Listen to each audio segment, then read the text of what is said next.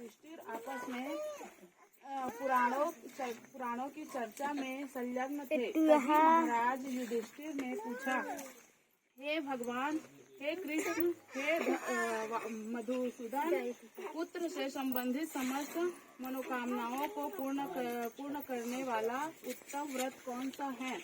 यदि मेरे ऊपर आपकी कृपा हो तो कृपा कर कहिए। तब भगवान श्री कृष्ण बोले, हे राजन, हर सृष्टि के समान दूसरा कोई व्रत नहीं है। तब धर्मराज ने पूछा कि हे महाराज, यह व्रत कब और कैसे प्रकट हुआ? तब श्री कृष्ण जी बोले कि हे राजन, इस व्रत कथा का आरंभ हमारी माता से हुआ। हमारे माता पिता के 6 पुत्रों को कंस ने मार डाला था। तो माता देवकी एक दिन अत्यंत उदास होकर बैठी हुई थी। उसी समय नारद जी वहां उपस्थित हुए और माता देवकी से उनकी उदासी का कारण पूछा। तब माता देवकी ने नारद जी को अपने पुत्रों के नष्ट होने की बात बताई। श्री नारद जी ने कहा कि बेटी उदास मत हो, कल षष्ठी महारानी का व्रत करो। देवकी ने महिमा पूछा तो नारद जी ने एक प्राचीन इतिहास सुनाया।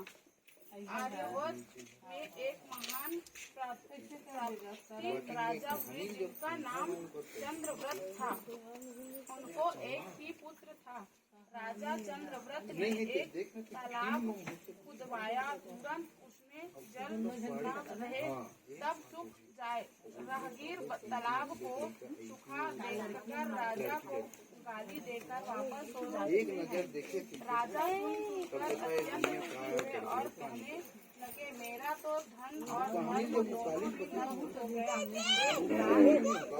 राजा को वरुण देव ने स्वयं में दर्शन दिया और कहा कि हे राजन, अपने पुत्र की बलि दोगे तो तालाब में पानी आ जाएगा।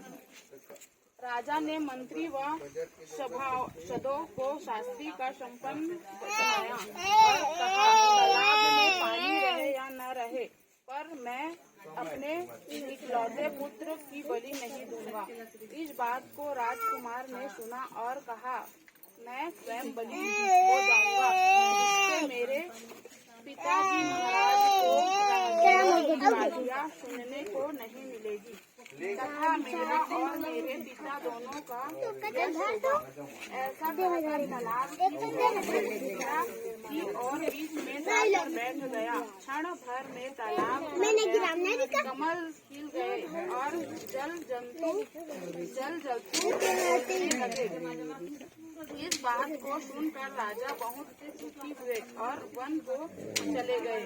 वन में राजा ने देखा 5 स्त्रियां हल षष्ठी व्रत की पूजा कर रही थी। राजा ने पूछने पर उन्होंने व्रत का महत्व और विधान बतला दिया। राजा राजमहल लौटकर रानी से इस व्रत की पूजा करने को कहा।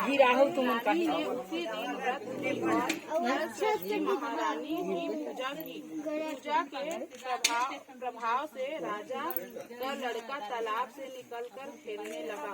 राजा रानी ने जब समाचार सुने तो बड़े प्रसन्न हुए और लड़के को अपने घर ले आए और तब से प्रति वर्ष रानी हलषष्ठी महारानी का व्रत करने लगी। बोलो हलषष्ठी महारानी की जय।